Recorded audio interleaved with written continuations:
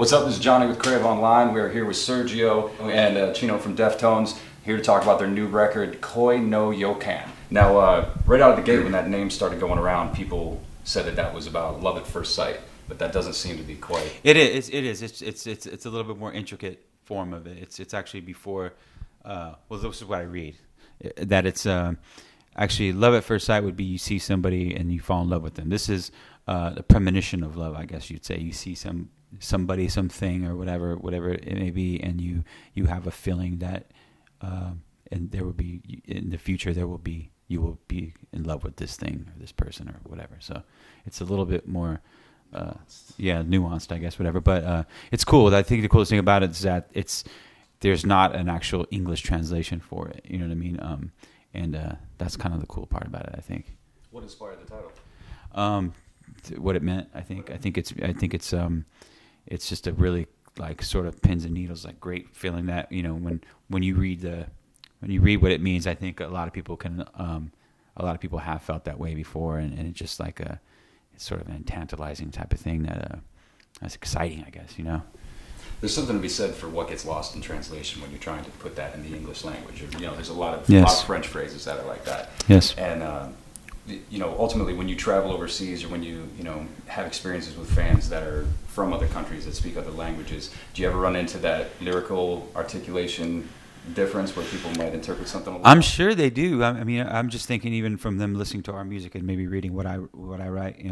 I can only imagine like some of the translations of what people that even speak English have odd translations of what I'm trying to say. So, but I think that's kind of a cool part about it too, is that everybody kind of has their own little. I mean, sometimes that can be a good thing as far as like not or just translating it your own way, you know what I mean, or taking what you kind of hear it as, you know what I mean. I think that's a good part about music in general, is everybody just kind of getting what they want out of it, you know what I mean, and making it their own. Yeah. Now you guys recorded this album with Nick Reskulinix. Yes. Yeah, and that's who you worked with for Diamond Eyes. Now, what was behind the decision to do that? To circle back around, because it really seems like it's a conscious flow from the last record. Yeah, I mean it was. Working with him on the Diamond Eyes record was awesome. He's a great guy. He really is engaged in every moment of the record making process. He's really another band member. Really, I mean, in a way where he's just in the moment with us, and he's outspoken, and but he gets it, like as far as like the vibe, but he doesn't try to steer us in any other direction than where we're already going. You know what I mean? He just happens to he's very good at articulating, like or getting us to focus, I think, really on what we're doing, because a lot of times we'll start playing and we're in the moment, right? Like we're playing and we're not thinking about anything other than just what we're doing, and it's good to have him actually from the outside, kind of looking at, and then saying, "Hey, you realize what you just did right there? Okay, well that was cool. We'll do that again twice," and blah blah. And we're like, okay. Whereas if he wasn't there, we'd still be having a blast, but we wouldn't. Hour and a half later, we'd be still jamming on this thing, in outer space, and he helps us really put things in perspective in that way. So discipline and time management. Definitely, yeah. Especially, like he gave us a lot. He gave us a lot of tools to work with on Diamond Eyes, and that was very exciting, to where like we had completed this body of work, and he was the one who was just like, all right, we have a record. And we were just like, what? And, we were just like going. And then a lot of that stuff the momentum transferred over to touring. And then we were very excited to go back in and start doing it again. And a lot of that stuff we started to internalize, to where we became, I think, even on our own, like where we would think to, okay, this is cool right now. We've already, it's been documented, and we'd start playing with arrangements and start doing things. So he's really like instrumental in giving us a modality that would allow us to just kind of be as creative as possible and as expansive as possible, because we'd always know that it's going to come back to something and it has purpose. Yeah. And that was cool, man, and especially because he'd just get up on you and you'd just be like pumped and excited, and you'd see it's like and if there was like Chino was saying, if there was ever a dull moment, or if whatever anything stopped for a second, then he'd be very quick to come back to our body of ideas and things, and he had a lot of great recall and documentation, so we can go back and play it and listen and just go, like, he would spark it up. as opposed to some people who may try to instill their own vision onto you. He was all about maximizing your ideas and bringing that to light. And that, to me, that's you feel really good and open and trusting with somebody who actually you feel like is hearing you and as a group, like listening to what's going on and not trying to layer their opinion or their riffs that they may have, and it's a nice quality. Are there any ideas for video concepts yet that are being discussed? What's funny is that we had a concept the other day, but it was for the song Swerve City, which was going to be the first single, but that got changed a couple days ago by the record company, who decided that they wanted the other song, Tempest, instead, which is cool, whatever. So now we're back to the drawing board again.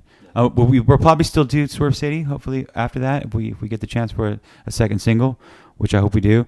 And I don't really want to give the idea away too, because it'd be cooler just to see it, people to see it. But yeah, we're kind of starting from square one, because as of yesterday, or a day before yesterday, that was we were told that Tempest is now the first single. So now it's about coming up with an idea. And usually,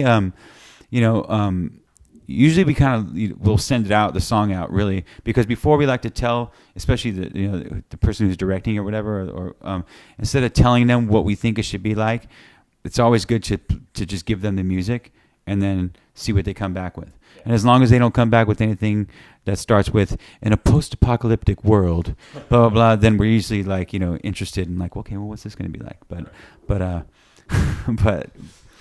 we've gotten that treatment a lot of times, so it's kind of funny.